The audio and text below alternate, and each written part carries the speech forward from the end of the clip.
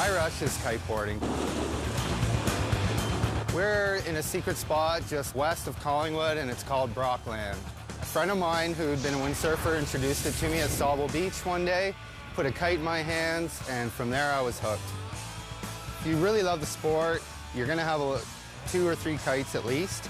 You're gonna be somewhere around, 8, 12, 16 square meters of the kite, and those are for different wind speeds. The kite lines vary as well. For the most part, they're 20 to 25 meters, and what that does is the longer lines will give you bigger airs and a little bit more power, but the kite will turn a little bit slower. You're hooked in with a bar. What this allows you to do is let the kite pull your body instead of your arms. Most guys will have, a couple sets of bars and lines with different lengths and different setups for the various conditions. The higher the wind, the smaller the kite, the bigger the air you're gonna get.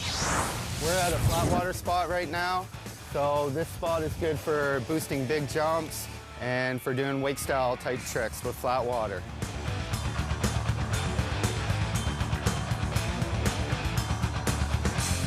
To set up for one of those, you have a lot going on. You have, board speed that you have to increase. You have to make sure you have good edge hold on your board. And then you have to have good timing with the kite to redirect the kite into a position where it'll lift you.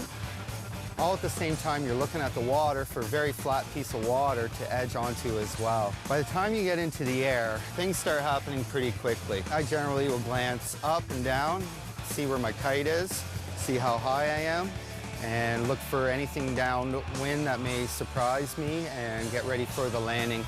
It all happens pretty quick, and you really don't have any time to think. It's kind of when instinct takes over. The experience is so intense that it requires like 100% of your focus. Your heart starts beating really fast as soon as you dive that kite and water start on that board. Probably one of the bigger rushes you get, though, is from boosting, big airs. Sometimes you don't know how big you're gonna go. You can get 20 feet high most of the day, and then, bam, you hit it on a gust. Next thing you know, you're 40 feet high and going 150 feet in distance. Every year you get better and better, and it's almost like every session you get better and better. You learn new things, you try new things. The enjoyment of the sport just escalates.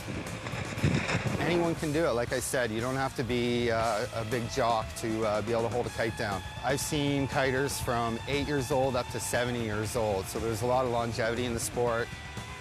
It doesn't matter what type of kite you fly, what kind of board you ride. It's all about just being with your good friends, having a good time, throwing tricks for each other and getting stoked on each other's riding and just enjoying the experience together.